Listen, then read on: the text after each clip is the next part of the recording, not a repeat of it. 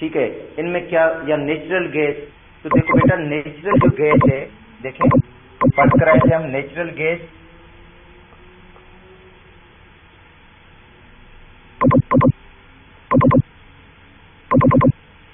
Contains mainly methane.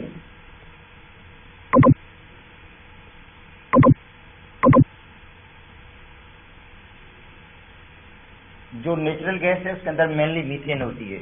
अच्छा, अब आते हैं सीएनजी। तो ये है कंप्रेस्ड नेचुरल गैस,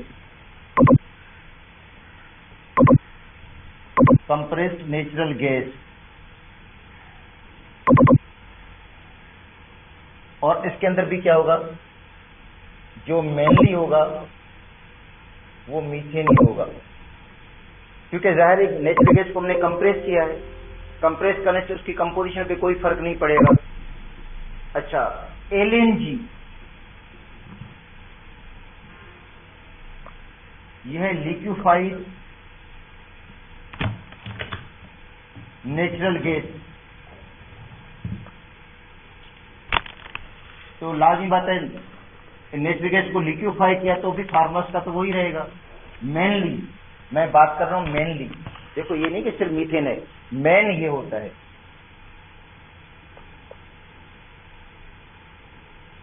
बाकी भी है, इथेन भी है, प्रोपेन भी है, ये नहीं कि बाकी नहीं है, मगर मेनली जो मीथेन है।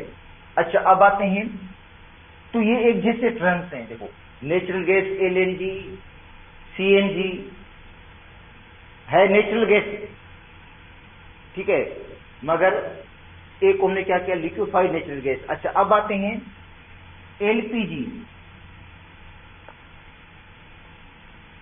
Liquefied petroleum gas. क्योंकि जब हम पेट्रोल की रिफाइनिंग करते हैं तो सबसे पहले जो हमें मिलती है वो मिलती है एलपीजी, जिसको हम कहते हैं बोटल गैस।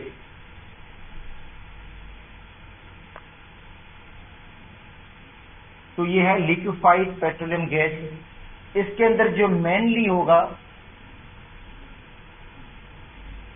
ब्यूटेन,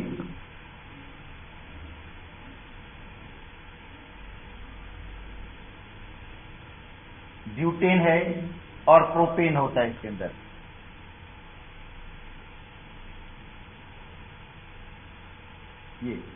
ये मेनली हैं, बाकी भी होंगे, मीथेन भी होगा, इथेन भी होगा, मगर मेन, अब देखो मीथेन और सॉरी, इनके अंदर जो नेचुरल गैस के अंदर जो हम कहते हैं मेनली जो है वो मीथेन है, क्योंकि मीथेन का परसेंटेज हाई होता है, इसमें 80 या 80 से अबोव उसका परसेंटेज है। तो अगर एलपीजी की बात करें तो एलपीजी के अंदर मेनली जो होता है वो ब्यूटेन, प्रोपेन होते हैं। इसके अलावा ब्यूटीन भी होता है, प्रोपेन भी होता है, मगर मेनली ये है, मतलब इसके अंदर मीथेन मेन नहीं है। एलपीजी के अंदर मीथेन होता है मगर कम क्वांटिटी में होता है, इसके अंदर मीथेन ज्यादा क्वांटिटी में होता है। अच्छा, एक तो ये बात हो गई, एक क्वेश्चन ये था। अच्छा, दूसरा पूछा गया है ऑक्टेन रेटिंग के हवाले से।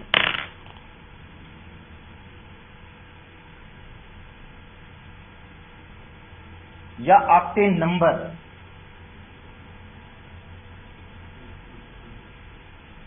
बेटा, ऑक्टेन रेटिंग और ऑक्टेन नंबर एक ही बात है, मतलब दो अलग टर्म नहीं है ये। ऑक्टेन नंबर भी कह सकते हैं, ऑक्टेन रेटिंग भी कह सकते हैं। अच्छा, तो ऑक्टेन रेटिंग जो है ये टर्म हम इस्तेमाल करते हैं फ्यूल की एफिशिएंसी के लिए। जो फ्यूल है, फ्यूल कौन सा, गैसोलीन, जो पेट्रोल है उसकी एफिशिएंसी के लिए इस्तेमाल होता है। मतलब कि उसकी एफिशिएंसी क्या है, वो इंजन के अंदर स्मूथ बर्निंग करता है या नहीं करता। अगर फ्यूल का ऑक्टेन नंबर हाई है तो इसका मतलब है उसकी जो बर्निंग होगी इंटरनल कंबस्शन इंजन के अंदर वो स्मूथ बर्निंग होगी, और वो इंजन के अंदर नॉकिंग पैदा नहीं करेगा। और जिस फ्यूल का ऑक्टेन नंबर लो होता है, जिस फ्यूल का ऑक्टेन नंबर जो होता है वो कम होता है, वो इंजन के अंदर एक आवाज पैदा करता है, साउंड प्रोड्यूस करता है, जिसको हम क्या कहते हैं, नॉकिंग कहते हैं। ठीक है। अच्छा, अब ऑक्टेन नंबर बढ़ाने के लिए जो टॉपिक कल हमने पढ़ा था वो था रीफार्मिंग, के पेट्रोलियम की हम रीफार्मिंग करते हैं, जिसमें हम स्ट्रेट चेन को कन्वर्ट कर देते हैं ब्रांच चेन के अंदर। और स्ट्रेट चेन जब ब्रांच चेन में आ जाएगा तो उसका जो ऑक्टेन नंबर है वो बढ़ जाएगा, उसकी जो परफॉर्मेंस है वो बढ़ जाएगी, उसकी एबिलिटी बढ़ जाएगी, और वो इंजन के अंदर स्मूथ बर्निंग करेगा और इंजन के अंदर नॉकिंग पैदा नहीं करेगा। उसका एवरेज जो होगा, उस पेट्रोल का जो एवरेज है वो अच्छा एवरेज होगा उस पेट्रोल का। तो ऑक्टेन नंबर एक्चुअली जो है वो समझें कि फ्यूल की कह सकते हैं रेटिंग कह दो, उनकी एफिशिएंसी कह दो, उसकी परफॉर्मेंस कह दो, या हम कह सकते हैं मिक्सचर। ठीक है, मिक्सचर के फ्यूल के अंदर मिक्सचर कितना है, आइसो ऑक्टेन और एन हेप्टेन का। ठीक है, मतलब ये जो ऑक्टेन रेटिंग है ये इंडिकेट करता है कि जो फ्यूल इस्तेमाल कर रहे हैं हम, पेट्रोल इस्तेमाल कर रहे हैं, उसके अंदर आइसो ऑक्टेन का नंबर क्या है। आइसो ऑक्टेन का मतलब है 2,2,4 ट्राई मिथाइल पेंटेन, उसकी मिकदार कितनी है, क्योंकि जितनी उसकी मिकदार ज्यादा होगी तो उसकी रेटिंग ज्यादा होगी, उसका ऑक्टेन नंबर ज्यादा होगा। ठीक है, तो अच्छा, अब इसके अंदर कुछ चीजें हैं जो आपके कंसेप्ट के हवाले से मैं आपको बता देता हूं इसके अंदर, कि ऑक्टेन नंबर कैसे इंक्रीज होता है या ऑक्टेन नंबर कैसे डिक्रीज होता है। तो पहली पॉइंट ये है इसकी कि ऑक्टेन नंबर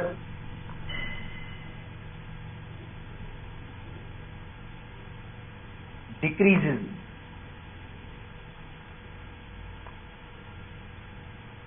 ऑक्टेन नंबर क्या होता है, डिक्रीज होता है बाय इंक्रीजिंग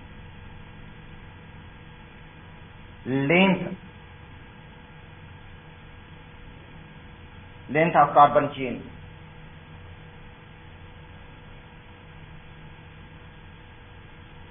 देखो ऑक्टेन नंबर जो होगा डिक्रीज होगा by increasing length of carbon chain, मतलब कार्बन चेन की जो लेंथ है जैसे बढ़ेगी तो ऑक्टेन नंबर जो होगा वो इंक्रीज हो जाएगा। ऑक्टेन नंबर जो होगा डिक्रीज होगा।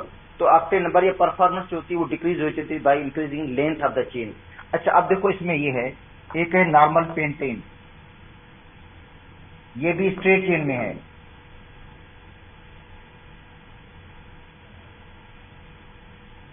एन पेंटेन,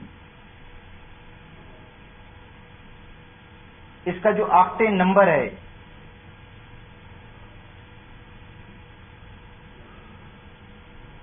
वो है 60। नॉर्मल पेंटेन में कोई ब्रांच नहीं है, चेन में कार्बन की तादाद कम है। अच्छा, अब देखें हेप्टेन,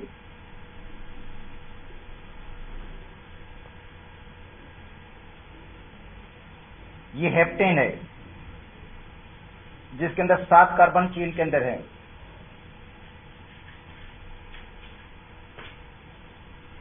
इन हेप्टेन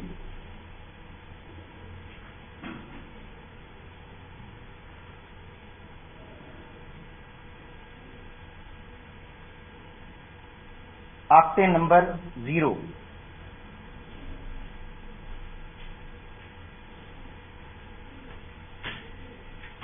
एन हेप्टेन का ऑक्टेन नंबर 0 है। इसका मतलब ही इंजन के अंदर नॉकिंग पैदा करेगा। जाहिर है इसका ऑक्टेन नंबर 0 इंजन के अंदर नॉकिंग पैदा करेगा, ये इंजन के अंदर नॉकिंग नहीं पैदा करेगा एन पेंटेन, क्योंकि इसका ऑक्टेन नंबर 60 है। अच्छा, एन नोनेन, उसका ऑक्टेन नंबर माइनस में चला जाता है। जो नोनेन है उसका ऑक्टेन नंबर है -45। तो इसका मतलब है उसका जो वो इंजन के अंदर बहुत ज्यादा नॉकिंग पैदा करेगा, ज्यादा साउंड प्रोड्यूस करेगा इंजन के अंदर। ठीक है, तो इसका मतलब है कि ऑक्टेन नंबर जो होता है वो डिक्रीज होता है by increasing the length of the chain. जैसे लेंथ ऑफ द चेन बढ़ेगी तो ऑक्टेन नंबर जो होगा वो क्या हो जाएगा, डिक्रीज हो जाएगा। अच्छा, अब सेकंड है, जैसे ब्रांचेस बढ़ती जाएंगी ऑक्टेन नंबर बढ़ता जाएगा। तो अगर इस तरह का कोई क्वेश्चन आपको दिया जाता है कि भाई ऑक्टेन नंबर किसका ज्यादा है, तो नेचुरल गैस का ऑक्टेन नंबर 130 है। जो नेचुरल गैस है उसका ऑक्टेन नंबर 130, क्योंकि उसके अंदर मेनली मीथेन है, मीथेन में एक ही कार्बन है। और फिर जैसे चेन बढ़ती जाएगी, चेन में कार्बन की तादाद बढ़ती जाएगी तो ऑक्टेन नंबर या परफॉर्मेंस इसकी कम होती जाएगी, जो फ्यूल की परफॉर्मेंस है वो लो हो जाएगी। ठीक है, तो ये तो कंसेप्ट के हवाले से मैं बता रहा था आपको। Second point,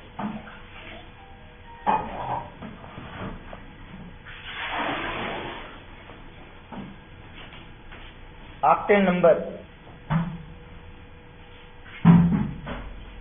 increases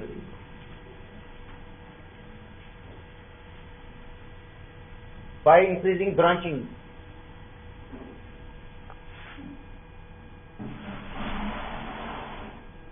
Branches in straight chain.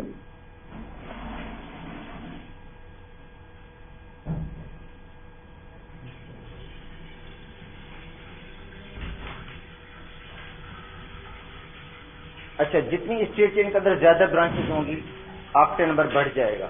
अब देखो ये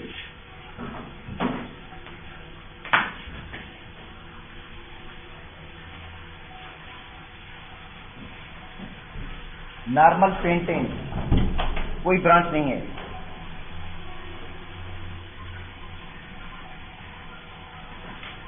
ऑक्टेन नंबर इसका 60 है। जब इसके हम आइसोमराइजेशन करते हैं,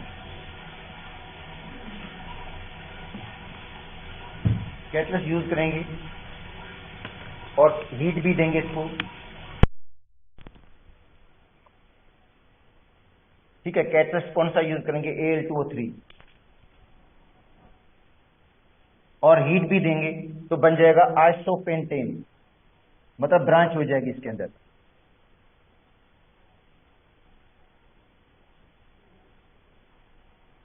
आइसोपेंटेन, तो ये नॉर्मल पेंटेन है। एन पेंटेन जिसका ऑक्टेन नंबर 60 है, मगर आइसो जो पेंटेन है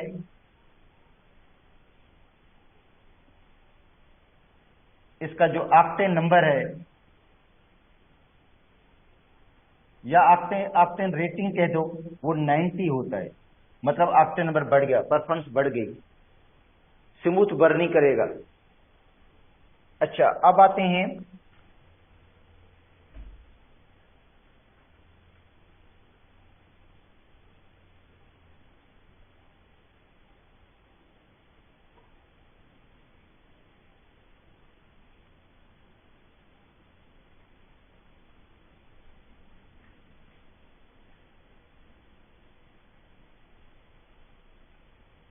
एन हेप्टेन।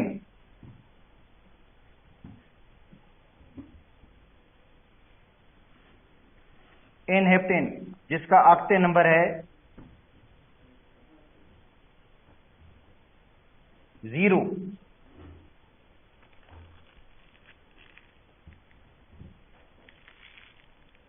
कैटलिस्ट यूज करें, हीट दे दें और इसकी आइसोमराइजेशन कर दें, क्योंकि कंपाउंड का मॉलिक्यूलर फार्मूला सेम होगा मगर उसका स्ट्रक्चर चेंज हो जाएगा। अच्छा, ब्रांचेस बन जाएंगी इसके अंदर।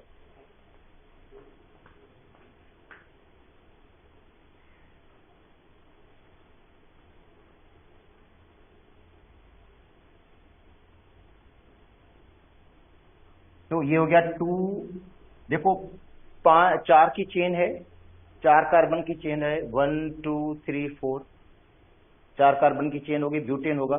और यहाँ पे ज्यादा ब्रांचेस हैं तो यहाँ से हम नंबरिंग कर देंगे इसकी, क्योंकि हम आगे पढ़ेंगे रूल्स वगैरह भी। तो एक ब्रांच सेकंड कार्बन पे, दूसरी भी सेकंड कार्बन पे, एक थर्ड कार्बन पे, ट्राई मिथाइल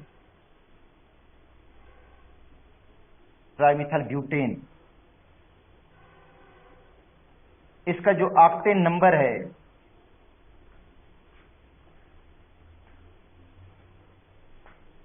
(124) होता है। तो अब देखो ये स्ट्रेट चेन जब ये ब्रांचेस में आ गई तो इसका ऑक्टेन नंबर बढ़ गया। अच्छा, अब इससे पहले मैंने आपको क्या पढ़ाया था?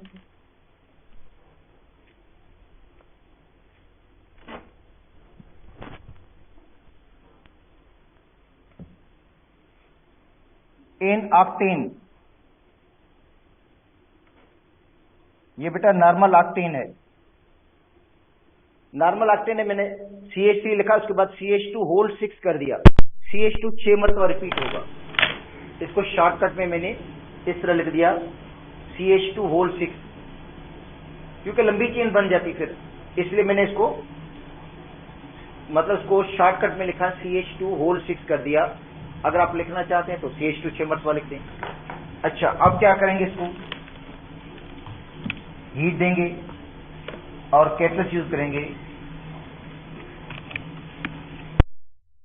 जो कल भी आपको मैंने पढ़ाया था, तो कंपाउंड बन जाता है आइसोऑक्टेन।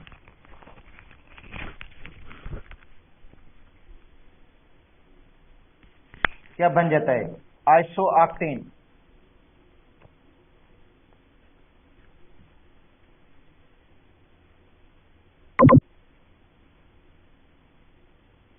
आइसोऑक्टेन या 2, क्योंकि ये ब्रांच 5 कार्बन की चेन है और ये 2 पर 2 ब्रांचेस हैं और एक है 4 पर, तो 2,2,4 ट्राई मिथाइल पेंटेन, और इसका ऑक्टेन नंबर है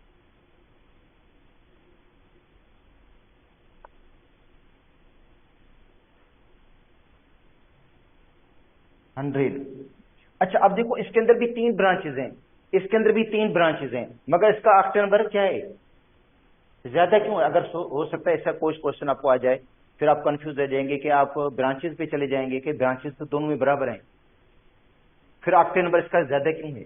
क्योंकि इसकी लेंथ ऑफ द चेन कम है, लेंथ ऑफ द चेन कम है, इसकी लेंथ ऑफ द चेन क्या है, ज्यादा है। तो इसका ऑक्टेन नंबर देखो कितना हो गया, 124, इसका ऑक्टेन नंबर क्या हो गया, 100। ठीक है, तो यही रीजन है इसका। ठीक है,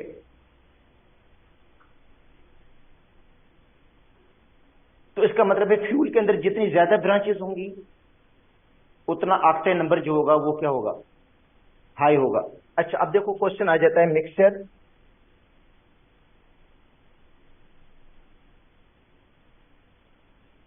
a fuel contains 60%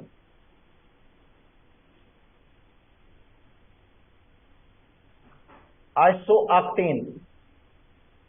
आइसोऑक्टेन से मुराद यहां पे है 2,2,4 ट्राईमिथाइल पेंटेन, जिसका ऑक्टेन नंबर कितना होता है, 100। ठीक है, 60% isooctane and 40%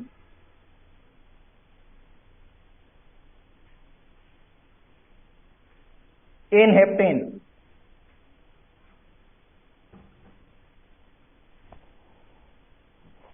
n heptane, normal heptane, its octane number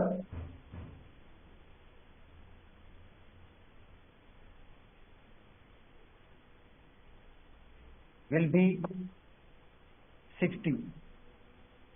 60 का 100% आइसोऑक्टेन नहीं है इसके अंदर। अगर आइसोऑक्टेन का 100% होता, सारा फ्यूल आइसोऑक्टेन होता, तो उसका ऑक्टेन नंबर भी 100 हो जाता। अगर 90% होता तो जारी बात है 90 हो जाएगा, मगर इसके अंदर 60% है आइसोऑक्टेन और 40% जो है वो हेप्टेन है, तो हेप्टेन का ऑक्टेन नंबर 0 हो जाएगा।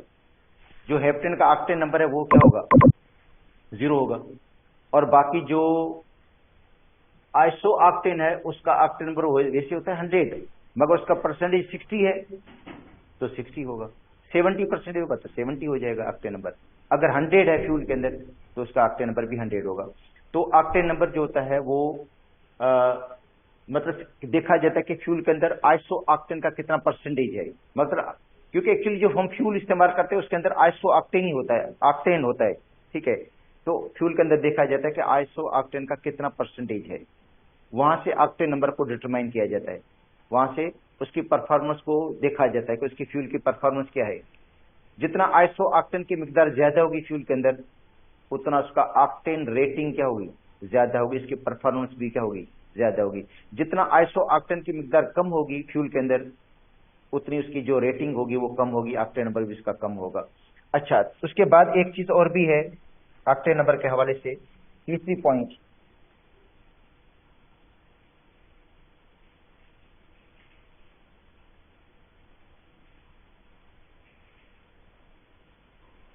Octane number of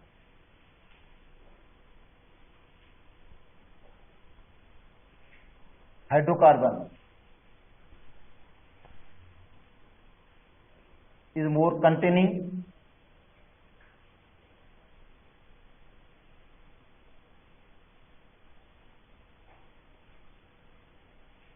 double and triple bonds.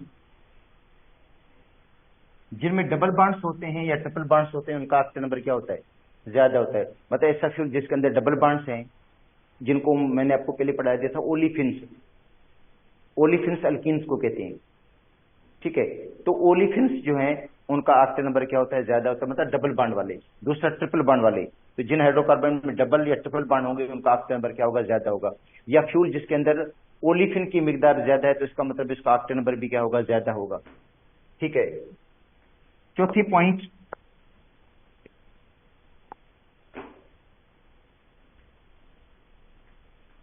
Fuel contains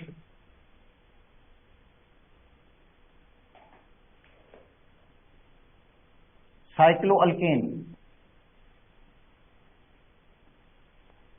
fuel जिसके अंदर क्या है, साइक्लोअल्केन है, हैविंग हाई ऑक्टेन नंबर, उनका ऑक्टेन नंबर भी क्या होगा, हाई होगा। अगर कोई ऐसा क्वेश्चन आ जाता है कि भाई फ्यूल के अंदर साइक्लोअल्केन की मिकदार ज्यादा है, ठीक है, और दूसरे कहा जाता है कि फ्यूल के अंदर जो है वो स्ट्रेटिन अल्केन की मिकदार ज्यादा है, तो किसका ऑक्टेन नंबर ज्यादा होगा, तो जिसके अंदर साइक्लो अल्केन की मिकदार ज्यादा होगी फ्यूल के अंदर, क्योंकि साइक्लो अल्केन जो होता है उसका भी ऑक्टेन नंबर ज्यादा होता है। और सबसे हाईएस्ट जो ऑक्टेन नंबर होता है वो होता है एरोमेटिक कंपाउंड्स का। तो ये साइक्लो अल्केन की बात हो गई, ठीक है। Octane number of aromatic compounds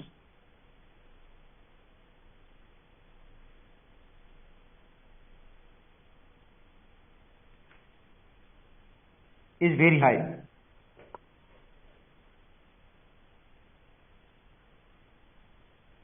जो एरोमेटिक कंपाउंड्स हैं उनका जो ऑक्टेन नंबर होता है वो एक्सेप्शनली हाई होता है, मतलब वो सबसे बेटर फ्यूल है आप कह सकते हैं, ठीक है। अच्छा, आप देखो इस प्रोसेस को कहते हैं एरोमेटाइजेशन। एरोमेटाइजेशन का मतलब है एरोमेटिक कंपाउंड का बनाना, मतलब जिस प्रोसेस में एरोमेटिक कंपाउंड बनता है इसको कहते हैं, प्रोसेस को हम कहते हैं एरोमेटाइजेशन। का मतलब है एरोमेटिक कंपाउंड को का बनना, किससे, एलिफेटिक से। अच्छा, तो ये देखो एन हेप्टेन है, नॉर्मल हेप्टेन, और ये आगे हम पढ़ेंगे भी फिर, ये हमारी बुक में भी है आगे, मगर इस चैप्टर में नहीं है, आगे चैप्टर में हम पढ़ेंगे, जिसमें बनता है एन हेप्टेन से टोलिन। आप लोगों ने जरूर पढ़ा होगा कि एन हेप्टेन से जो टोलिन बनता है उस प्रोसेस को हम कहते हैं एरोमेटाइजेशन।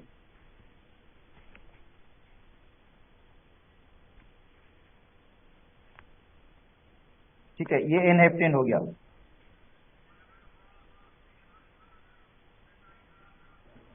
एन हेप्टेन जिसका ऑक्टेन नंबर आपको पता है 0 है,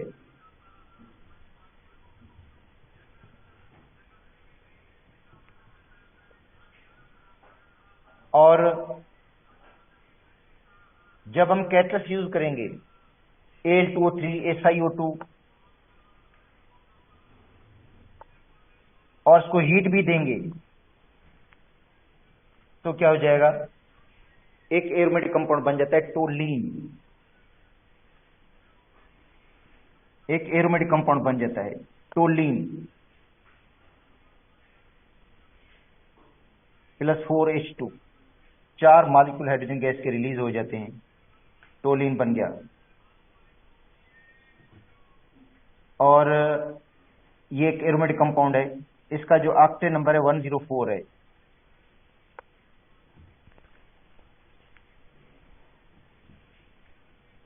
इसका ऑक्टेन नंबर है 104। तो ये ऑक्टेन नंबर के हवाले से समझे एक्स्ट्रा कुछ पॉइंट्स थी अब आपका कंसेप्ट क्लियर हो गया होगा कि ऑक्टेन नंबर जो है वो कब बढ़ता है कब कम होता है। ऑक्टेन नंबर समझे फ्यूल की एफिशिएंसी है कि वो फ्यूल जो है इंजन के अंदर स्मूथ बर्निंग करता है या नहीं करता। जो फ्यूल जिसका ऑक्टेन नंबर अच्छा होगा, हाई होगा, वो फ्यूल के जो है वो इंजन के अंदर स्मूथ बर्निंग करता है, वो इंजन के अंदर कोई आवाज पैदा नहीं करता, जिसको हम कहते हैं सुपर पेट्रोल। और वो समझे उसका एवरेज भी बहुत अच्छा होता है। और जो लो क्वालिटी का फ्यूल होता है जो स्ट्रेट चेन वाला, वो इंजन के अंदर आवाज पैदा करता है, जिसको हम क्या कहते हैं, नॉकिंग। तो नॉकिंग भी जो पैदा होती है वो फ्यूल की वजह से होती है। अच्छा, अब जो हम टॉपिक पढ़ने जा रहे हैं वो देखें, क्योंकि पीएमसी के सिलेबस के अंदर भी कुछ चीजें इस तरह की दी गई जो हमारे बुक में हैं भी नहीं, कुछ हैं कुछ नहीं है, क्योंकि अभी हमारा जो सिलेबस चेंज हुआ है उसके अंदर बहुत ये जो नई किताब आई इसमें मिस्टेक्स भी बहुत ज्यादा हैं। ठीक है, मगर हम ये होगा कि हम वो चीजें पढ़ेंगे जो हमारी बेसिक होंगी, जो हमारी नीड होगी, मतलब जिससे जरिए आपका कंसेप्ट भी क्लियर हो, वो चीजें हमने जरूर पढ़नी है, भले हमारे सिलेबस के अंदर इसमें है या नहीं है। अच्छा, जिस तरह है types of the organic compound, organic compound की टाइप्स का टॉपिक था वो काट दिया उन्होंने, हालांकि बहुत जरूरी है। उससे तो बच्चे को पता चलता है कि एरोमेटिक है, एलिसाइक्लिक है, नहीं तो पता ही नहीं चलेगा कि क्या कंपाउंड है। ठीक है, तो इसमें एक जो पुराने सिलेबस के अंदर बुक टॉपिक था मगर अभी नहीं है, अब पीएमसी के टॉपिक के अंदर मुझे लगता है ये types of the organic compounds. Types of the organic compound पढ़ोगे तब तो आपको सारी चीजें समझ में आएंगी। तो types of the organic compound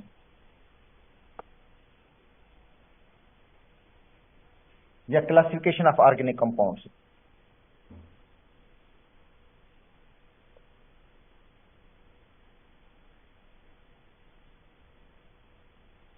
classification of organic compounds.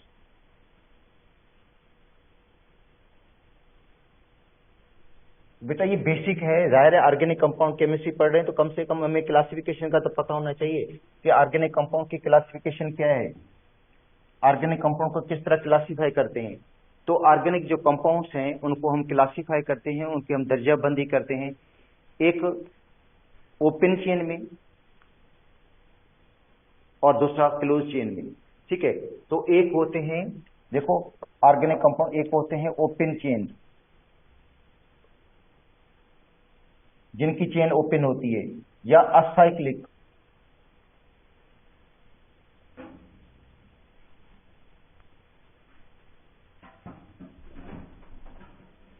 Acyclic का मतलब होता है नॉन साइक्लिक, या एलिफेटिक भी इनको कहा जाता है।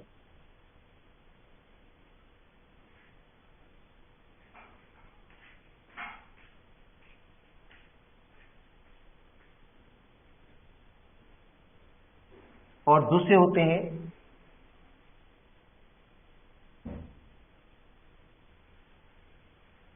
क्लोज चेन या साइक्लिक कंपाउंड्स। तो ये बेटा बेस है। अच्छा, तो पहले आते हैं ओपन चेन की।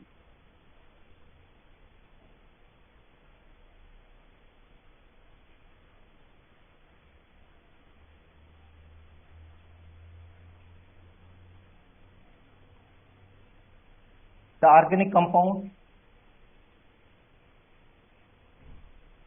The organic compounds in which carbon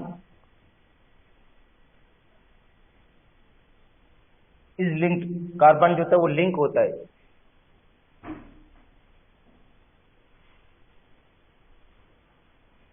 with another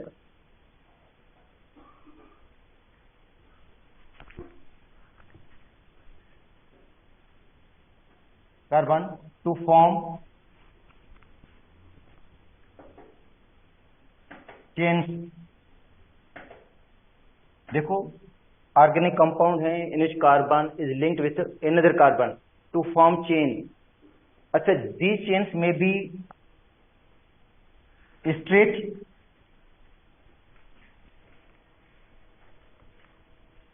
और branch.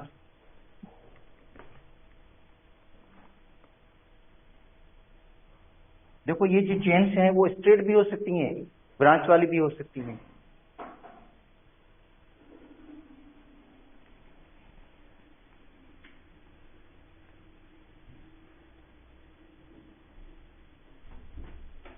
They are saturated.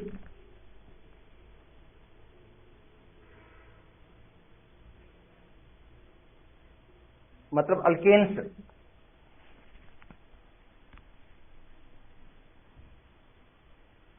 Are unsaturated.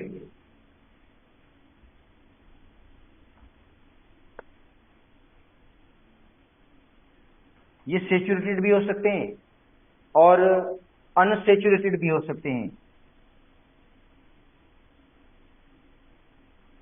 Alkenes and alkynes, मतलब ओपन चेन वाले सेचुरेटेड भी हो सकते हैं, अनसेचुरेटेड।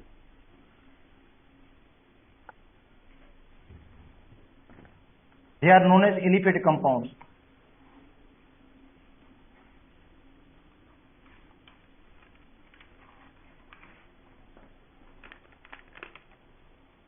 इनको क्या कहते हैं हम? Aliphatic compound. अच्छा, एलिफेटिक एलिफोस से निकला हुआ है, जिसका मतलब होता है फेट। देखो एलिफेटिक जो है वो निकला हुआ है ग्रीक वर्ड एलिफोस से।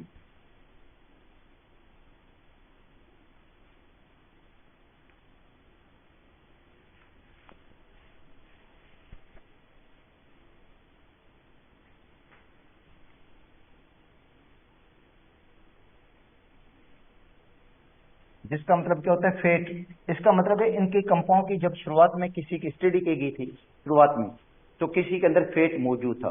मतलब शुरुआत में फैटी एसिड्स जो होते हैं उनकी स्टडी की गई थी शायद, इसलिए उनके अंदर फैट मौजूद था, इसलिए उनका नाम एलिफेटिक पड़ गया।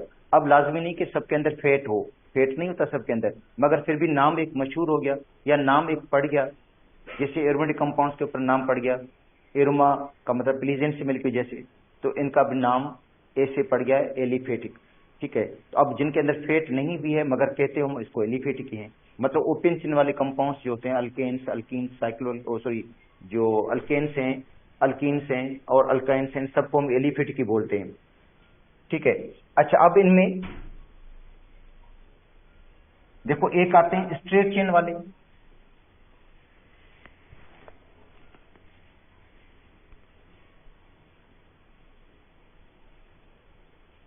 एक होते हैं ब्रांच चेन वाले। और देखो ये स्ट्रेट चेन है, इसके अंदर देखो चेन स्ट्रेट है, कोई ब्रांच वगैरह नहीं है, इसको हम कहते हैं नॉर्मल ब्यूटेन। ये नॉर्मल ब्यूटेन है। अच्छा, अब आते हैं ये ब्रांच चेन है,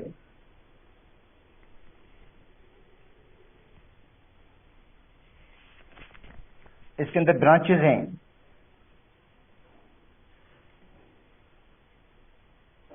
आइसोब्यूटेन,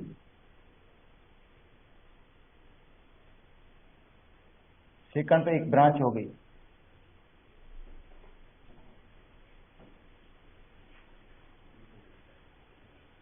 आइसोब्यूटेन, या इसका जो आईपिक नेम है वो वैसे भी हमने आगे पढ़ना है नॉमेनक्लेचर इसका, तो आईपिक नेम इसका होगा 2 मिथाइल प्रोपेन, क्योंकि 2 पर मीथा लगा हुआ है। अच्छा, अब देखो ये है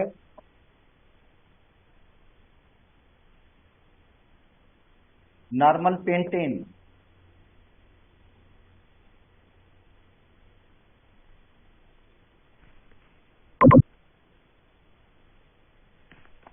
अच्छा, नॉर्मल पेंटेन। अब ये हो गया ब्रांच में आइसोपेंटेन, एक ब्रांच लगे।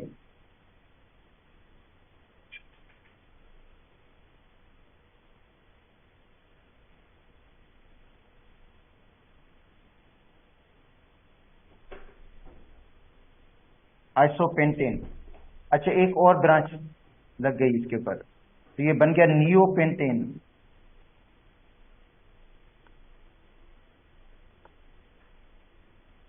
अच्छा, इन तीनों का मॉलिक्यूलर फार्मूला सेम है मगर स्ट्रक्चर क्या है, चेंज है।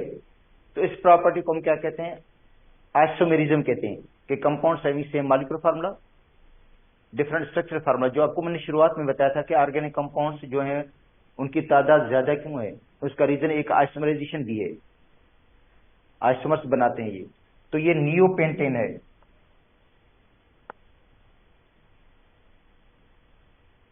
जिसका आईपिक नेम है, देखो सेकंड कार्बन पे 2 मिथाइल हैं, देखो 2,2 डाई मिथाइल प्रोपेन।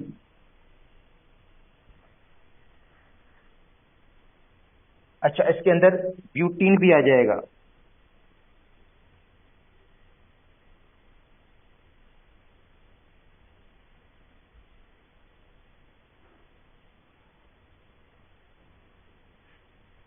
ब्यूटीन जो अनसेचुरेटेड है।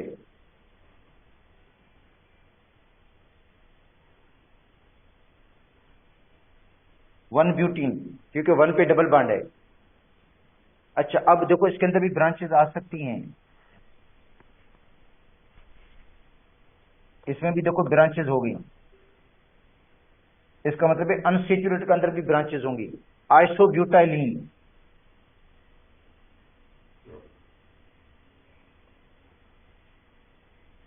आइसोब्यूटाइलीन या इसको कह सकते हैं 2 मिथाइल, क्योंकि सेकंड कार्बन पे मिथाइल है। प्रोपीन,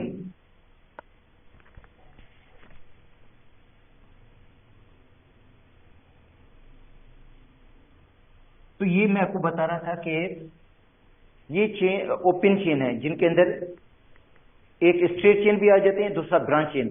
अच्छा, उनके अंदर सिंगल बॉन्ड्स भी हो सकते हैं सभी, और डबल बॉन्ड भी हो सकते हैं। ठीक है। अच्छा, तो ये हो गए ओपन चेन, असाइक्लिक या एलिफेटिक। अच्छा, दूसरे होते हैं क्लोज चेन।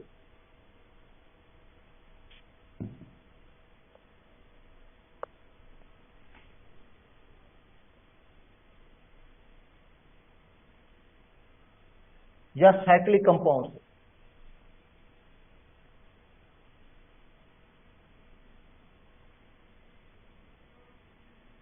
ठीक है, देखो क्लोज चेन या cyclic compounds, the organic compounds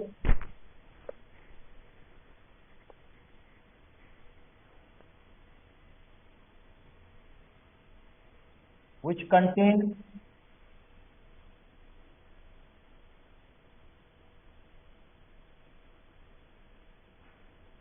ring structure,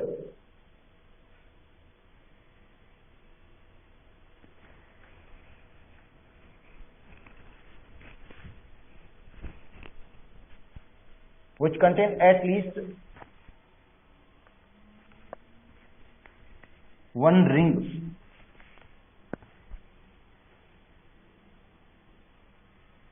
या close chain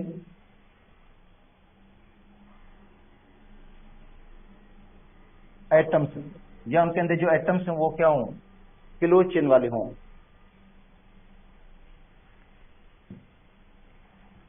these rings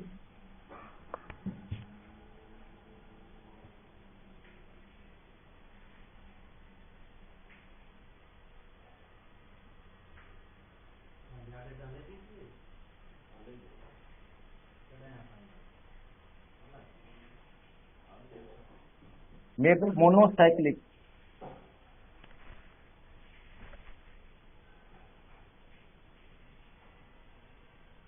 monocyclic का मतलब होता है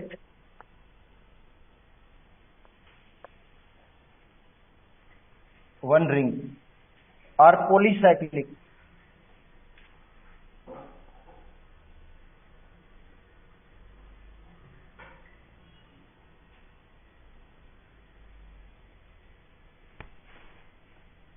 मोर देन वन रिंग।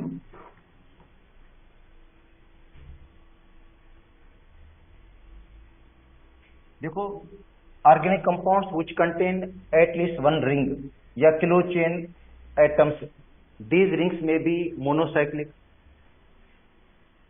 मतलब ये जो मोनोसाइक्लिक हो सकते हैं या पॉलीसाइक्लिक।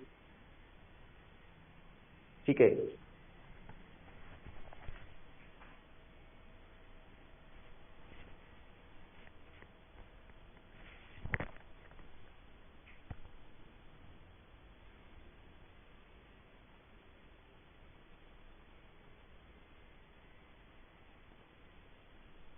ये कंपाउंड्स मोनोसाइक्लिक भी हो सकते हैं, पॉलीसाइक्लिक भी हो सकते हैं। मोनोसाइक्लिक का मतलब एक रिंग और पॉलीसाइक्लिक का मतलब है ज्यादा रिंग्स होंगी उनमें।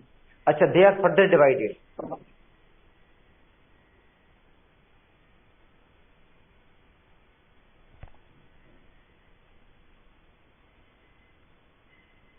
इनको फर्दर डिवाइड किया जाता है।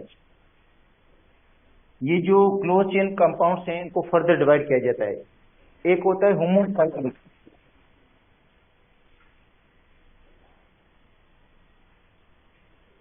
या कार्बोसाइक्लिक।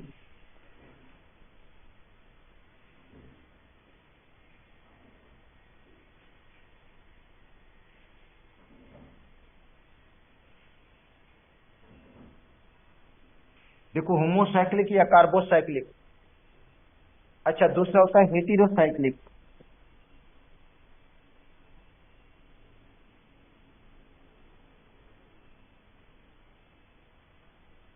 तो एक होता है होमोसाइक्लिक या कार्बोसाइक्लिक कंपाउंड्स।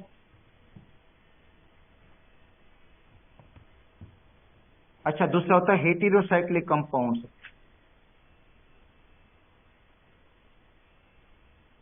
अच्छा, तो होमोसाइक्लिक में जो रिंग होगी वो सिर्फ कार्बन की बनी होगी, और हेटेरोसाइक्लिक में कार्बन के अलावा और भी कोई एटम होगा। मगर ये हम पढ़ेंगे कल, क्योंकि टाइम कंप्लीट हो गया क्लास का। अब दूसरी क्लास होगी आप लोगों की।